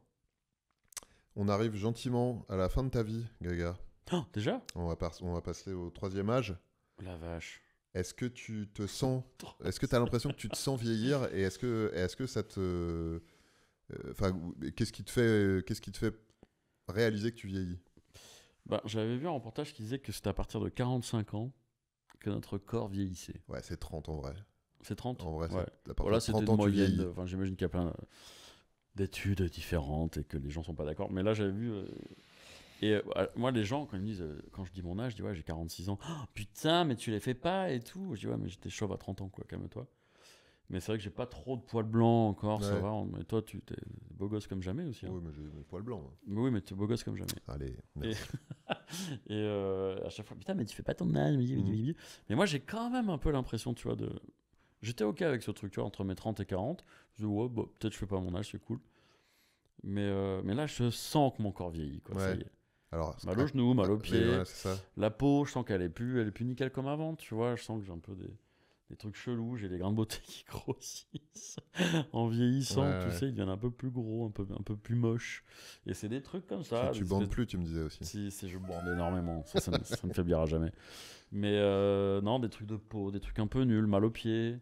Après, j'ai jamais été sportif, hein, moi, depuis très longtemps, donc j'en chie un petit peu, tu vois, quand je fais des concerts de Francis. Il n'y a pas longtemps, j'ai récupéré la captation du concert et je mets le micro très près de ma bouche et je fais alors le prochain morceau ça va être Karaté Bagarre. J'ai dit faut vraiment que j'arrête de mettre le micro dans ma bouche quand je respire entre deux morceaux. Vraiment, ça m'a fait rire. Donc ça, c'est une étape aussi, tu vois, dans ma life, d'essayer de refaire un peu de sport pour juste être ok. Physiquement, un peu de cardio, un peu pour de le cardio live, pour machin, et puis un peu de renforcement musculaire pour pour porter tout ça, peut-être perdre un peu de bidou, tu vois. Et ça, j'en ai conscience. Donc ça va avec ce truc de la vieillesse et tout, de dire attention, peut-être on va faire un peu plus gaffe qu'il y a 15-20 ans sur la bouffe, sur le sport, Là, je suis en dry total, moi, depuis un mois. Je bois plus d'alcool. Je me drogue pas du tout, donc ça, c'est un truc qui n'existe plus depuis 30 ans, tu vois. Un peu moins. Et il manque, pour être une super personne, de bouffer moins de merde. et de rebouger un petit peu plus, d'avoir une activité sportive permanente. Je me fais quand même mes 30-40 minutes de marche par jour, quasi tous les jours. Ça suffit, hein. Ouais, En il vrai, paraît que c'est le meilleur truc. C'est Ouais. pas... Il paraît que c'est le meilleur Je truc. réinsiste sur le truc, mais les recommandations de l'OMS, c'est pas de faire du sport, c'est de faire une activité physique régulière. Ouais, Donc si tu marches 40 minutes tous les jours, déjà, t'es bien quasi. pour le cardio, hein. Après, pour le renforcement musculaire, Oui, il faut mais être un peu plus de je trucs. sais pas, si tu bouges des trucs, si tu soulèves tes meubles pour faire le ménage, si tu portes des trucs Ah, lourds, une main. machin, Ouais, de la oui, commode et c'est puis ça, je je passe t'ai le vu. aspiro, ouais. Mais non, tu vois, hier j'ai fait 2 trajets assez longs à pied. Je suis revenu du jardin des plantes jusqu'au métro Charonne. Et après, je suis parti de Charonne jusque dans le 5e, Ouais. à côté de Maubert Mutualité. On avait à l'époque le Loft du Bagel pour une avant-première. Good Boy. Je dirais rien sur la suite de ce film. Et je suis reparti à pied jusqu'à Charonne. Ouais. Donc en fait, j'ai fait 3 longs trajets de Bah, quasi ça, 45 minutes, 3 fois 45 minutes. Donc ça, j'essaye malgré tout. Tu vois, j'habite au 6e étage. Donc ça me fait un petit peu marcher quand je monte. Donc j'essaie, tu vois, on dirait un mec qui essaie de se rassurer, quoi. Non, mais je fais des trucs, c'est bien. Mais non, j'essaye au moins, au minimum, de marcher. Et c'est vrai qu'après, quand on mixe, quand on fait des concerts, quand je fais des trucs, ben là, c'est une vraie activité physique pour le coup, parce que concert de Francis, c'est 1h30 à sauter, à courir partout. Donc ça, c'est cool. Mais j'aimerais être un peu plus tonique et chaud musculairement pour pouvoir être mieux en live. Voilà. Rien à voir, mais c'est une question que je voulais te poser, que j'ai oublié de te poser. Est-ce que tu te souviens quand c'est la dernière fois que tu es apparu en public sans casquette et sans C'est perruque? aujourd'hui. Non, non, il y a des. Moi, d'aussi loin que je me souvienne, je t'ai jamais vu sans casquette. C'est parce que je me sens un peu tout nu. Tu vois, j'ai un gros tatouage. Ouais. Et les gens ils disent putain, il est trop beau ton tatouage sur le crâne, tu montes jamais et tout. Mais c'est plus un truc, en fait, une vieille habitude. Quand j'ai commencé à perdre mes cheveux, tu vois. Ouais. Et au début, c'était pour cacher ce truc-là. Et après, c'est devenu comme un slip, quoi. Ok. Tu vois, un slibard. Si je l'ai plus, je me sens à poil. Mais à poil. Ok. Quand je marche dans la rue, que j'ai rien sur la tête, tu vois, je me dis, oula, attends, c'est bizarre. Donc t'as commencé pour cacher ta calvitie? Ouais. Enfin, non, parce que je mettais des casquettes. Ouais. J'aimais bien, tu vois, il y a plein de photos, je les ai pas prises. Bah, tu vois, là, j'ai des chapeaux, j'ai des trucs. Ouais. Vraiment très petit, j'avais déjà des baseball caps, quoi. À 12 ans, 13 ans, 14 ans, 20 ans, quand on faisait du punk, du skate et tout, j'en avais. Et après, je me suis dit, ah oui, ça fait chier, là, je suis dégarni, ça se voit, et c'est moche. Et je trouve ça pas beau, et j'ai toujours trouvé ça horrible, les chauves. Ah ouais. Moi, c'est rasé, hein, c'est pas dont chauve, je fais partie. Et non, je trouve ça pas beau. Ah ouais. De voir un chauve m'énerve. Et est-ce que tu as ce truc aussi de... Enfin, moi, tu vois, la preuve, là, j'avais une casquette pour sortir dans la rue, pour venir, machin et tout, mais je l'enlève ou pas en vidéo, mais j'ai pas forcément systématisé le truc. Ouais, moi, c'est le cas. Mais par contre, je sais que quand je la porte pendant très longtemps, après, quand je vois ma gueule sans casquette, en photo, en vidéo, machin et tout, je fais « Ah, c'est pas fou ». Et ça, c'est un peu un piège. Et c'est justement ça, les gens qui, moi, ils sont habitués à me voir avec un truc, hop là, tu vois, qui fait tout le tour de la casquette, le tour de la tête, la petite visière, que ce soit ça, un béret, un truc, un bonnet, ça te fait une forme de tête. Et vu que malgré tout, on est des personnages, tu vois, on a une image publique sur le truc, le tour de la tête, la petite visière, que ce soit ça, un béret, un truc, un bonnet, ça te fait une forme de tête. Et vu que malgré tout, on est des personnages, tu vois, on a une image publique sur le truc, moi, j'en ai rien à foutre de ça, tu vois. Mais c'est vrai que c'est ce que je donne aussi. Et ouais, des fois, je me sens un peu obligé d'être avec un petit truc sur la tête. Mais c'est plus aussi par pudeur, tu vois. Je me sens vraiment à poil. Quand je suis chez moi, évidemment, j'en ai pas, tu vois. Ça, mais ouais, c'est un truc un peu à cacher, un peu honteux au début, une habitude. Et maintenant, c'est ça. Mais peut-être que je vais en avoir marre un jour. Je vais dire, vas-y, fuck. Fuck, j'enlève, tant pis. Crâne apparent, quoi. Bah écoute. Ouais. Mais ouais, mais après j'aime bien. Alors, j'aime bien avoir des casquettes aussi. Bah oui, accessoirement. Moi, la pluie et du soleil. J'avais hâte de me raser le crâne. Parce que je sais que moi, par exemple, quand j'avais des cheveux, mettre une casquette, c'est même pas la peine parce que tu l'enlèves après.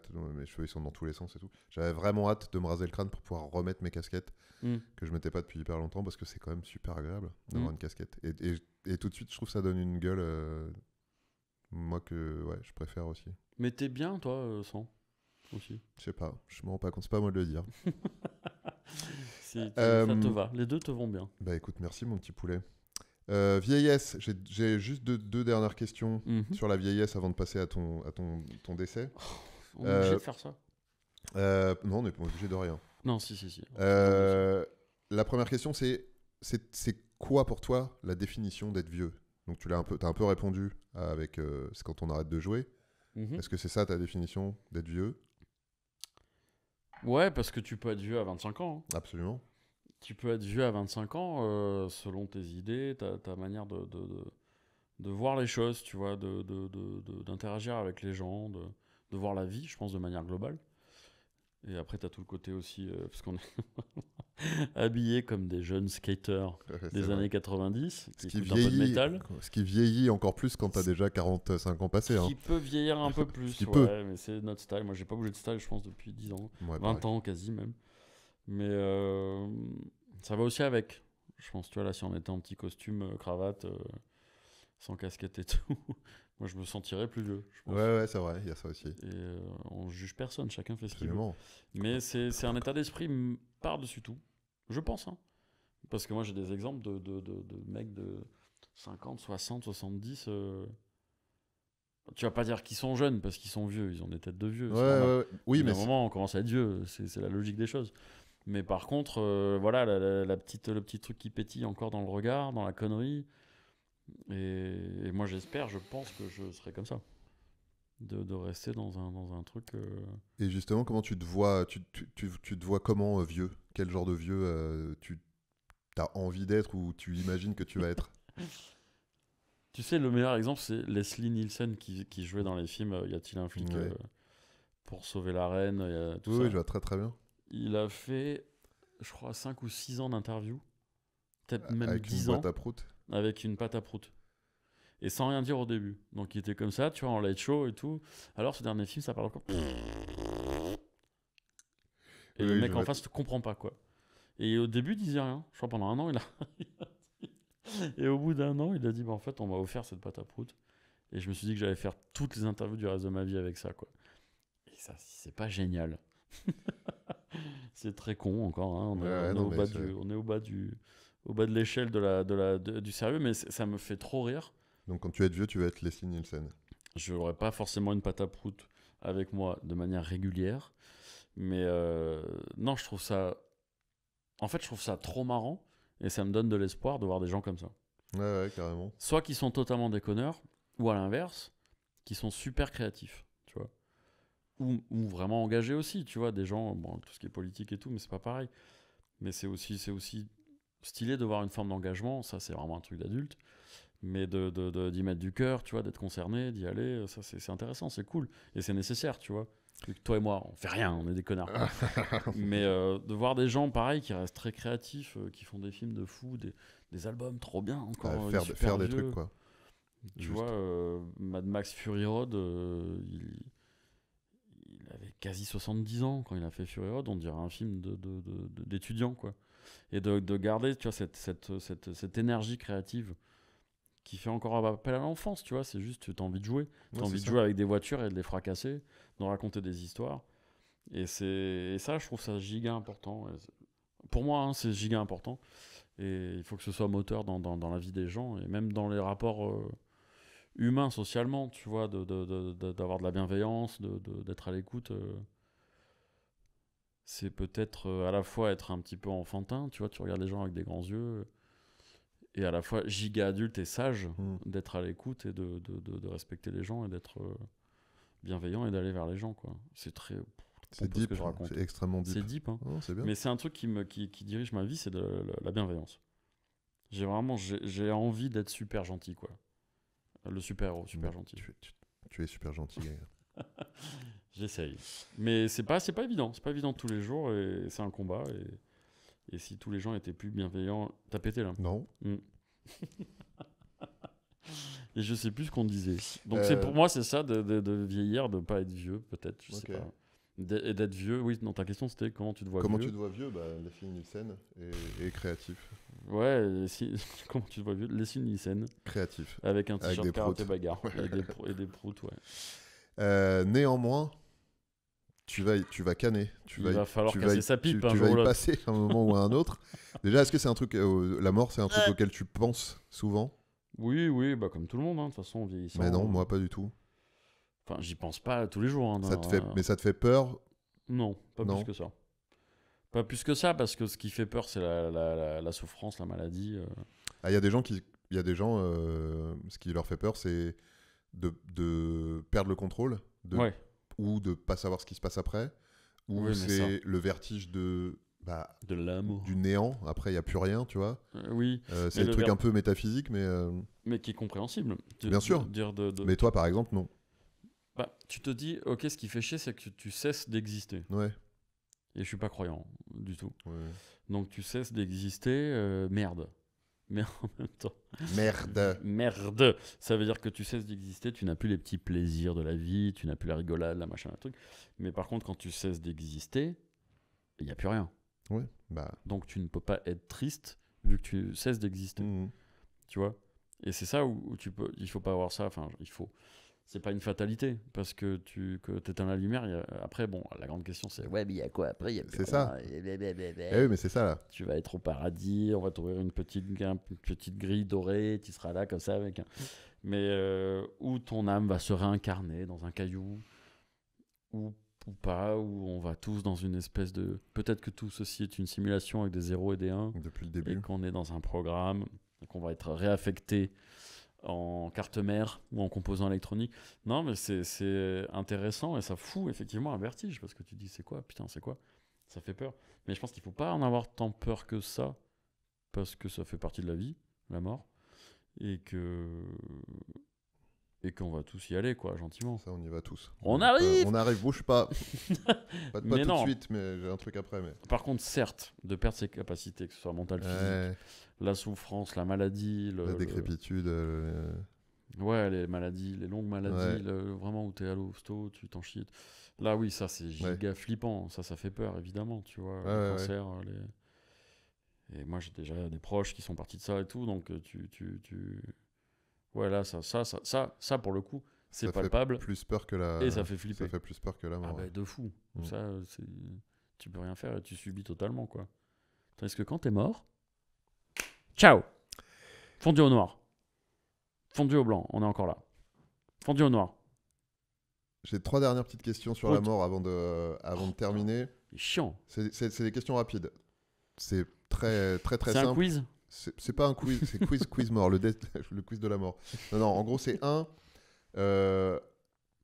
qu'est-ce qui ferait que tu partirais en paix? En pétant. En paix, d'accord. Deuxième question. C'est globalement ce qui arrive à quasi 100% des gens. Et de oui, toute parce façon. que tu y as tout qui finir sort. par. Il n'y a pas que du pas que de l'air. Voilà. Il y a des fluides qui partent avec. Non, tu veux une réponse sérieuse ou on reste sur ça? On peut rester sur ça, donc un bon paix. Je vais partir en pétant. Deuxième question, qu'est-ce que tu veux qu'on fasse de ton corps une fois que t'es mort? J'y ai pensé plusieurs fois. Il y a plusieurs options. Soit on me composte. Ok. Et on me met dans la terre avec un petit arbre au-dessus. Ok. Pour que les gens viennent se recueillir. Ils disent, ah, c'est lui qui avait fait la vidéo sperme. Ok. Donc ça, je trouve ça assez poétique et mignon. Soit brûler avec les cendres, c'est la même, hein, finalement. Ouais. On peut mettre les cendres sur une racine, ça marche. Tu sais que maintenant, tu peux presser des vinyles avec ta cendre. Oh, moi, je crois que c'est ça que je veux. Pas mal. C'est pas mal, ça. Ah ouais, stylé. Et tu choisis les morceaux qu'il y a dessus et tout. Wow. Parce que là, je viens d'envoyer les fichiers pour le vinyle de Francis. Eh oui. Peut-être pour le 4e album de Francis. Ouais, le 20e. Ça sera... T'auras un collector qui sera pressé avec tes cendres. Pas mal. C'est bien, ça. Un peu de cendre dans un arbre. Ouais, oui. Après, tu peux faire t'en donnes un petit peu à tout le monde. En forêt, à s'éloigner. Histoire un petit sablier pour les œufs durs et tout. Qu'il n'y ait pas un Optique 2000 qui soit construit dessus, quoi. Ouais. Ou un McDo. Et le reste des cendres dans le vinyle, ouais. Merci de m'avoir donné cette idée. Et dernière question sur ton décès. Qu'est-ce que tu veux comme épitaphe? Bon, t'en auras pas, puisque tu seras pas enterré, mais si tu devais choisir une épitaphe, c'est-à-dire le truc qui sera gravé sur, je sais pas, l'arbre. J'hésite entre 2 citations. T'as le droit à 2. La première, c'est La vie est une succession de moments marrants et de moments pas marrants. Ok, Gaël Mektoub. très bien. Ce qui est plein de vérité finalement. Bah, c'est en tout cas manifestement ta philosophie. Pas marrant. Ça me fait rire. Et la deuxième, c'est une citation, une citation d'Oscar Wilde. Ok. Nous sommes tous dans le caniveau, mais certains d'entre nous regardent les étoiles. Ah. Est-ce que ça fait pas un peu pompeux pour une... J'aime mieux la première. La première te ressemble plus, C'est plus rigolo. mais La deuxième après, est plus poétique. Ou sinon, ACAB. ça c'est bien. Ouais. Et fuck le système. Ça c'est pas mal aussi. Juste écrire en gros, en majuscule et en gras, fuck le système. Voilà. Ça c'est bien aussi. Ouais, Ça c'est te pas mal. ressemble aussi. Avec une photo de moi qui fait ça. Voilà. Bon, on va pas rester sur un truc plombant. Juste, Ah. dernier petit truc. Quand tu vas pas bien, Oui. c'est quoi le truc que tu fais et tu pourrais donner comme petit tips aux gens qui nous écoutent pour aller mieux rapidement, J'écoute de la musique. évidemment. Ouais. C'est assez radical. C'est soit je me vide la tête en jouant aux jeux vidéo et je fais des trucs de gestion de type Age of Empire, Anno 1800, où je sais mon cerveau il est mis sur pause quoi. Où je dors, je vais faire dodo. Mais manger c'est pas mal aussi, on va pas se mentir.